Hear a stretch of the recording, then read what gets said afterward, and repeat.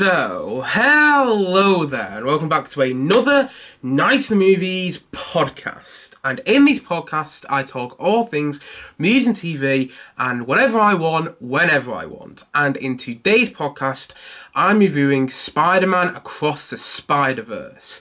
But before I do that, I should say what says to have every podcast I do, that if you are watching this podcast on YouTube, hello there to my viewers, but heck, you're just not in the right place right now to watch the full podcast, and you don't have time wherever you are to watch the full podcast, then you can also podcast out audibly on Spotify and Night of the Movies on that platform. And if you are already listening on Spotify, hello there to podcast listeners, then you can also podcast out visually on my YouTube channel and Night of the Movies on that platform as well. Likewise, wherever you might be watching or listening to the podcast, don't forget to like and subscribe if you enjoy the podcast, of course. I mean, if you don't enjoy the podcast, you don't have to like and subscribe, but I will feel offended. But yes, don't forget to like and subscribe if you enjoy, and also leave me some feedback on things to improve on with these podcasts. I'd love to have feedback, and there's always things to improve on, and I'd love to have any suggestions as well of topics to talk about in future podcasts. Leave me your thoughts of any sort in the comment section below if you're watching YouTube, or in the feedback section if there is one on Spotify. I think there is, but I'm not entirely sure. But anyway, just before I get into my view of Spider-Man Across the Spider-Verse, you may be noticing, or if you're listening to this podcast, or even watching this podcast and listening to it as well, that my voice is a bit bummed up today, and you might hear me sniffling throughout this video, and that is because, throughout this podcast should I say, and that is because I have hay fever quite badly. I've been having very difficult night's sleep recently because of hay fever. I've been waking up sneezing, and also it's absolutely boiling right now where I live. Like, we've had this really terrible heat wave, and if you know me, you know I hate the heat. So I'm also going to be sweating a lot in this podcast as well if you're watching this visually. So yeah, I just wanted to give you guys a few warnings if I sniffle quite a lot in this video, or if my points that I'm making don't make complete sense. It's because I've got hay fever and my head is just all over the place because of that. I also might sneeze at some point, although I might edit that out, so that's not going to be necessary to you whatsoever. But yeah, it's just one, I want to let you guys know that I'm not feeling particularly great today because of the heat, because it's absolutely boiling outside, and it's boiling in this room as well because I get the hottest room in this house, and also I have hay fever quite badly. But apart from that, everything is great. So let's get into my view of Spider-Man Across the Spider-Verse. So this is a sequel to Spider-Man Into the Spider-Verse, which came out in 2018, and that was a film which everyone thought was going to be terrible. Like, I remember watching the trailer to Spider-Man Into the Spider-Verse when I was sitting in the cinema about to watch Solo, A Star Wars Story, and going, yeah, I'm not going to watch that at all. It just looks awful.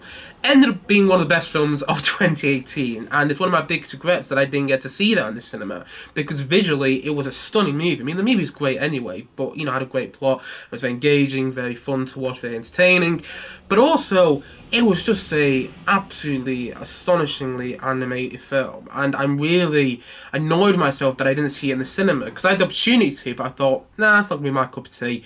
Watched it when it came out on DVD a couple months after it did, and I ended up loving it. I thought it was a really entertaining film, and far better than it had any right to be. And now, what is it, 5 years down the line now, when this year we have the sequel, Spider-Man Across the Spider-Verse, and next year we're going to get the threequel in Spider-Man Beyond the Spider-Verse. But right now we have the sequel, Spider-Man Across the Spider-Verse, which follows many of the same characters. Like, we have Miles Morales return, we have Gwen Stacy return as well, and we also have Peter Parker return from the first Spider-Verse film, and also there's quite a lot of new characters as well. And there's a new Spider-Man adventure that we go along. And honestly, I really liked this film. It was not the film I expected to be, both in a very positive fashion and also in a very negative fashion. I'll get onto the negative aspects of the unexpectedness of the film a bit later in this podcast. But also, I love the fact that it was very different than the first Spider-Verse film. I went into the film expecting a film with the same sort of tone, same sort of energy, and same sort of joy of the first Spider-Verse film, and I didn't get that. I mean, it does have the same energy, I should say. It does have the same energy of the first Spider-Verse film, but also it doesn't have the same joy. In a lot of ways, it's a joyless sequel. Although I'm not saying that's a bad thing. I like the direction that they took with this film. At first, I was trying to get my head around it in the first hour of the movie, but then it really started to kick in. I was like, yeah, I really like what they're doing here, actually. I'm finding it engaging. And although it's not the film I expected it to be, you know what? It's still pretty damn good. And I think one of the main reasons it works is because of the Miles and Gwen relationship in the sense of this film and how they developed that. Because that relationship was quite interesting in the first film. I mean, it wasn't my favourite part of the first film, but I liked that aspect of the first movie. And in this film, they develop it in a very interesting way that I found really compelling. And also, I liked how they dealt with the animation in this film as well. Like, it's all these different styles of animation. You kind of had that in the first film, but not to the same degree as you have it in this film. Like, there's one sequence that involves a particular style of animation based on a particular product that I'm a huge fan of, and if you look behind me, you might get a good guess what that is. It's got a huge... got a huge thing of it there. But anyway, yes, there's one sequence in particular that involves this product that I like quite a lot that I just thought was pretty amazing when I watched it in the cinema. But it wasn't just that. There's all these different styles of animation in the film, which really shocked me how well it worked, even though you're dealing with all these different styles of animation, and even though... I'm not going to go into big spoilers, but I will say this. There's a bit of live action in this film as well. It still all works. All the different modes of, visual filmmaking worked in this movie. All the different styles of visual storytelling, should I say, worked. And I was surprised by how well it works, and also how well the animation still looks. It's incredible. The animation is astonishing, and it's so gorgeous to look at. You're watching it and going... wow, when you hear about all the effort that went into the animation of the film, and yeah, it's just astounding. It really is. It's another beautifully animated film. I wish more animated films look like this. Like, don't get me wrong, there's some animated films which are great and everything, but they just don't look splendid. But at the same time, I like How to Train Your Dragon. The first How to Train Your Dragon is one of my favourite animated movies, but I don't think it looks as gorgeous as, say, this, though. This film, it's just, watching it, the way it's animated is just something else in itself. And also, like what he mentioned, this film introduces quite a few new characters. And the thing is, though, all the new characters are likeable and very interesting to watch, and you feel compelled into all their storylines and invested in them as soon as they appear on screen. It's just a really fun and engaging film. That's what it is. It's wildly entertaining, and it's engaging. And it is a bit joyless. It doesn't have that same joy and that same sort of spark that the first Spider-Verse movie had. But it's still really interesting to watch. It's still a very engaging movie. It's not the movie I expected it to be, but I still really liked it. And one of the other reasons I really liked it was because it very much feels like the Empire Strikes Back of the Spider-Verse trilogy. Like, I can imagine Beyond the Spider-Verse, the third film in this Spider-Verse trilogy, being The Return of the Jedi of the Spider-Verse trilogy, you know what I mean? Because this film ends in a very Empire Strikes Back fashion. Like, I'm not going to get into how it ends, but it ends in a very Empire Strikes Back fashion, which gave me a huge grin. And also, there's something else that happens at the end as well, which I was smiling from ear to ear at. And, it's because I was a big fan of the first Spider-Verse film. If you've seen this one, you'll know what I mean about that. And also, I really liked the twist that was taking place towards the end. I thought it was very clever. I thought the ending worked the best in the entire film. Like, I'm not going to lie, I do think the film is a bit too long, and I'll get onto that a bit shortly when I talk about my criticisms of this film. But the ending had me sitting there going, wow, this is really something, and I didn't expect the film to go in this direction. I also realised how we introduced these characters that we've known from the first film, and how I introduced these new characters, and the action, it's just... There's something about the action in this film where it's so fluid and it makes you feel like you're there, even though it's an animated film, and it also feels like you're flipping through the pages of a comic book. Like, I've never read a comic book in my life. I've got nothing against them, they're not my sort of thing. But even I was really loving how just the animation style and the storytelling felt like you're flicking through a comic book, and you really feel like the filmmakers behind this movie, and behind the first Spider-Verse as well, but behind this movie in particular, really love this genre of cinema, really love this genre of comic book cinema, superhero cinema, and also really love the comic book, really love comic books in general, and also really love the Spider-Man character. You really feel that when you're watching the film. You feel this passion that has gone into this movie. And, there's so many references from that I don't get because I'm not a comic book fan. I'm not anyone who has ever read a comic book before. But even I could sit there and admire and go, oh yeah, this has clearly been made by people who love the genre, who love comic books, and who love Spider-Man. And I love that about it. I love that it's made by people who love what they're doing, if you understand what I mean. Hopefully you do. And anyway, yeah, there's so many aspects of it which I love. And also the musical score by Daniel Pemberton, who's a very underrated composer, by the way. He did some really great scores in the past. And he's done another great score here, which perfectly encapsulates the journey that Miles and Gwen go on throughout the film. And yeah, it's a really great watch. It was a really great watch watching in the cinema last night. However, should I say this or should I not? Yeah, I have a confession to make, and it's quite an embarrassing confession, and I'm quite annoyed myself that this happened, but it did, and I'm going to say it anyway. I was debating whether I'm going to say it or not before the review, because I don't know if it really adds much to what the review is, but I'm going to say it anyway. I know it does add something. It does add something. If you stick with me, it does add something to my review. But my confession is that yesterday, when I went to go watch this from the cinema, I fell asleep for about 3, 4, 5 minutes in the middle of the movie. Not because the film was bad. I've already spoken a lot about in this review how much I really enjoyed it and how much I engaged I was with the film. The reason I fell asleep was because of hay fever and because of these restless night sleeps which I've been having recently because of the heat and because of hay fever, like I've already mentioned. So I was sitting in the cinema and I was in quite a comfy seat like I am now, and also I was in a dark room and the only light you're getting is from the screen, and I fell asleep for about 3 to 5 minutes, and I'm really annoyed with myself that I did, because I was really enjoying the film. I really was. I want to emphasize that I was, but I did fall asleep. And, it's made me want to rewatch the film again. And so, yeah, I don't know if I fully got the full experience of, say, Spider-Man Across the Spider-Verse. I don't know if I got the full experience of it, because I did fall asleep a little bit in the cinema. I'm sorry about that. I do apologise, because it's a film I enjoyed as well, which I'm annoyed with myself that I fell asleep. Usually if I'm about to fall asleep in a cinema, it's because I'm not enjoying the film. This was just one of those instances where I was really enjoying the film, but I was also in a really comfy seat, and I was also really tired. So, yeah, did fall asleep, and it's made me want to rewatch the film again. But another reason I want to rewatch the film is because there's so many things happening, and it's in that same sort of category with the Lego movies, where there's so much stuff happening. You want to pause and just go, yeah, do you want to get all the gags going on here? Want to get all the jokes, all the references, whatnot? Then carry on. There is so much going on in this film, and it's one of those films which requires rewatches, and in a really good way, in my opinion, in the same sort of way, like I said before, as the Lego movies did.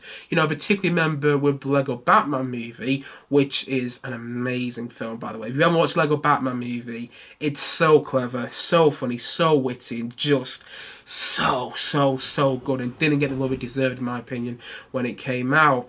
I remember with the Lego Batman movie, watching it, and there were so many references, so many jokes going on, that I just couldn't comprehend all of them when I was watching it, because there was so many going on, and you feel the same way about this film as well. And funnily enough, the same people worked on this film as he also worked on the Lego movie. It's the same filmmakers, Christopher Lord and Phil Miller. Have I got it the wrong way around? No, it's Phil Lord and Christopher Miller. I got it the wrong way around there. Yeah, Phil Lord and Christopher Miller, who worked in the Lego movie, worked on Cloudy with Chance of Meatballs, and who also worked on the 21 Jump Street films. They are behind the Spider-Verse films as well. They're behind the first Spider-Verse movie, and they're behind the writing on this Spider-Verse film as well, and you do very much feel that input from them, that sort of energy from them. They almost also directed Solo, but they didn't, because they got fired from that. And a part of me always wonders what that film would have been like if they directed, because they are those, type of filmmakers where they approach projects, you think it's going to be bad, and then it turns out to be great. Like the first Spider-Verse, and like this one as well. Who thought a Spider-Verse sequel would work so well as it does? And look, I'm here now and I'm saying so many great things about it. But going on to more criticisms, though, I do actually have some valid criticism of the film, and I really like it, but I do want to talk about my criticisms. The film is long. I honestly felt that it was 2 hours and a half when I watched it in the cinema, but it wasn't. It's 2 hours and a quarter, so it's almost there. It's the best part of 2 hours and a half, but it's not 2 hours and a half. And it does start to feel like it is a bit. Like, I heard from this YouTuber that I watch, who I greatly admire online, who said that the film ended with a cliffhanger. And when I was getting towards the end, because you start to feel like you start to feel like you're getting to the end when you're getting to the end of this film, if you get what I mean. There was all these different twists happening. I don't want to go into details in case people haven't seen it, but there's always things happening, and I kept going, okay, is that the end? Is that the end? Oh no, that's the end. Oh no, is that the end? Oh no, that's the end. Oh no, wait, the end isn't coming for another 10 minutes. I kept feeling like the ending was coming, and maybe because I heard so many things about it, and maybe because I'm late to watching it because I was away last week, so that's why I'm watching it now. The film came out on the 2nd of June. I'm currently reviewing it on the 14th of June. I only watched it yesterday on the 13th of June. Maybe because I'm late to watching it, I had heard stuff about it beforehand that affected my viewing of the film and made it so it was a bit longer than I was expecting, because I was anticipating a twist at the end of the film, and I do think that and I heard some things about it beforehand as well, before what was in the film. And I do think when you know some things, you expect it and when you expect it and you're watching it at the cinema or when you're watching it on TV, it does affect your viewing, and it can maybe make the experience of watching the film a bit longer than it actually is. And that's kind of what happened with me in Spider-Verse. I mean, it didn't feel way too long, but it did feel a tad bit overlong, though. A tad bit too long. And I was sitting there by the end going, oh yes, I'm glad that ended, because even though it feels a bit incomplete, which I'll get onto very shortly, it also is quite a long movie, and it does take about an hour to get going. I liked the first hour of the film, I did, but I was sitting there, by the 40th minute mark, around then anyway, it felt like that mark in the film, and going, oh, we haven't really got into what the plot of this film is yet. And that leads me to my next criticism. This very much feels like the first half of a book, and it isn't yet, because this is meant to be, they originally designed this as one big film, but then when they were sitting down to do it or something, this is what I've heard, it was going to be like 4 hours long, and then they said, let's put it into 2 movies, and it does feel like that. The end of the film does feel incomplete and feels very much like it's setting up a sequel, which we don't have yet. And I do think that the story leaves you wanting more, and, in somewhat of a good way, but in somewhat of a bad way as well. I did sit there then going, I want more, but I don't know if that's a good thing or a bad thing. Like, it's a good thing, yeah, because the film's great, and a day say the third film's going to be great, but also, it's a bit of a negative, because it does feel like they're just splitting it into 2 films for the sake of doing that. I don't know. Maybe they are, maybe they're not, and maybe I need more time to think about that. But I do feel that the end was incomplete, and I understand why. I understand that the third film's coming out in about a year's time, but still, I would have liked there to be a more complete ending to this film. Kind of like Empire Strikes Back does. It doesn't have that same definitive ending that Empire Strikes Back does. Like, you can watch Empire Strikes Back, and, I mean, I'm talking about Empire Strikes Back. This is one of my favourite films of all time, but I'm going to compare it anyway, because this film very much feels like Empire Strikes Back in its tone, and its storytelling, and its ending. But you can watch Empire Strikes Back, and there's a definitive end to that film. You don't get that with this movie, I think, anyway. That's just the way I viewed it. Maybe I need to watch it again. Maybe I need to watch it again. And also, it's not as good as Empire Strikes Back. But like what he mentioned, Empire Strikes Back is one of my all-time favourite movies. So, it wasn't going to be as good as that. But it does follow in the same footsteps as Empire Strikes Back. And, you really feel that, but it's just not as good as it. And it does have a couple lessons to learn from that film, though. And also, just going to see if there's anything else I haven't mentioned yet. It does have that bit of the Lord of the Rings Return of the King problem, where it has 5 different endings. Like, if anyone's seen the third Lord of the Rings film, The Return of the King, it's an amazing movie. Again, probably one of my favourite films of all time.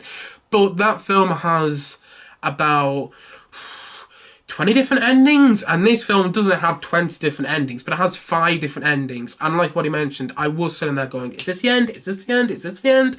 Kind of like I was when I watched Return of the King.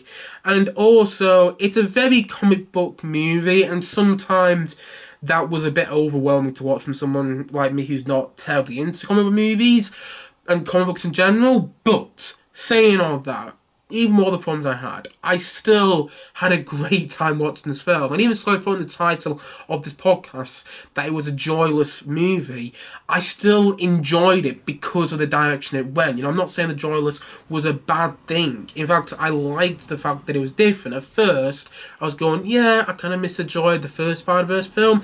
But then, as the film progressed and as I got into it more, I was going, actually, the way they've developed this story feels very natural and feels like it's the direction the story needed to go. And so, yes, it's a joyless sequel, but I'm not saying that's a bad thing whatsoever. In fact, I'm actually saying that's a positive. The fact that it is a joyless sequel, and I think that makes it more of a worthy sequel. You know, if it just did the same stuff that the first Spider-Verse did, I think we'll all be sitting there going, yeah, it's just the same as the first one. It isn't that unique. It's still good, but it's just not that good anymore. You know, it's not got that same spark that the first Spider-Verse film does. But now, because the sequel is different, because it is a joyless sequel, I think a lot of the people who watch this movie now are going, actually, yeah, it's a really good sequel because it didn't do what the first one did, and it went in its own direction. It, you know, walked its own path, and I think by doing that, it's, you know, the filmmakers behind this movie created a worthy sequel, and a worthy sequel that I vastly enjoyed watching. And also, it's a multiverse film that doesn't feel convoluted, boring, and just plain strange, like most multiverse films have done recently. Saying that, I'm actually going watching a multiverse film later as well, in The Flash, so hopefully that doesn't feel convoluted. But this one doesn't. I like how these Spider-Man films are dealing with multiverse. It doesn't feel convoluted, and it feels like you can understand it. It's coherent. Whereas you look at something like Doctor Strange, The Multiverse of Madness, or what was all the other multiverse movie that I didn't like? Oh yeah, Ant-Man and the Wasp: Quantumania. You know, look at those movies, and in my opinion, they're incoherent, and you watch them and you're like, yeah, I don't care about multiverse whatsoever. Those films, you know, make you not care about multiverse, whilst the Spider-Verse movies so far do. They make you care about multiverse, and actually they approach them in a rather fun, exciting, and coherent fashion, which I personally enjoyed. And I really, really like the film overall. I don't like it quite as much as the first Spider-Verse film, but it still has so much to admire.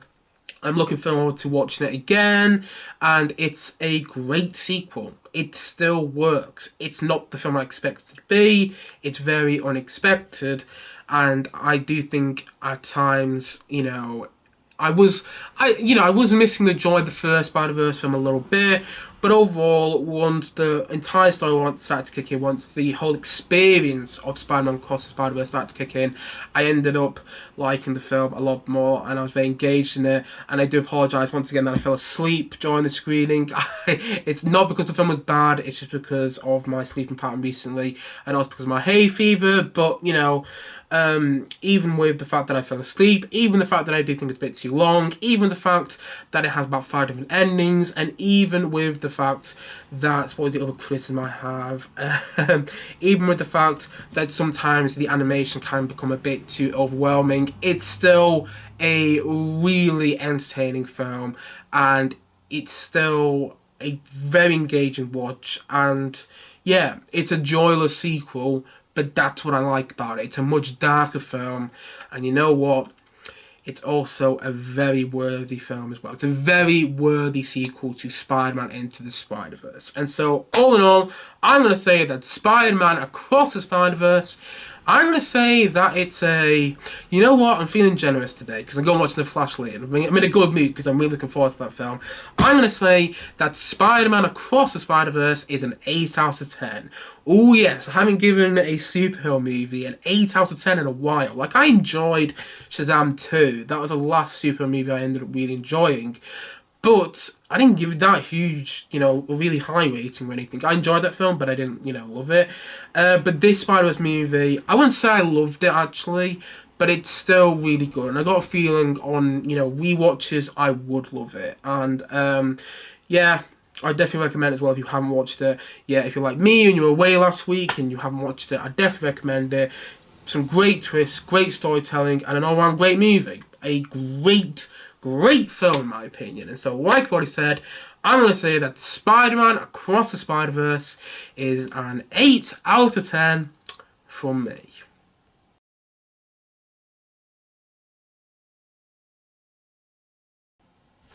Anyway, guys, that is it for today's podcast. Hopefully you enjoyed it, and hopefully the points I made sense. But my hay fever right now, my brain's just all over the place because of it. Honestly, I hate the summer because of the heat and because of hay fever. It just annoys me so much. But hopefully, the heat right now that I'm feeling in this room whilst doing this review, and hopefully the hay fever that I've got coming on, I can feel a sneeze coming very shortly. Hopefully all that didn't affect my view too much, and hopefully you still enjoyed my thoughts, listening to my thoughts or watching my thoughts on Spider-Man Across the Spider-Verse. And I'll have my thoughts on The Flash hopefully coming up either tomorrow or within the next couple of days. But until then, guys, thank you as always for watching or listening, and if you haven't yet, please don't forget to like and subscribe on these podcasts, and also look forward to many more podcasts coming very soon on this channel. Thank you as always for watching, and I'll see you guys. Also, should I say actually, thank you as always for watching and listening, and I'll see you guys again soon. But bye for now. Bye.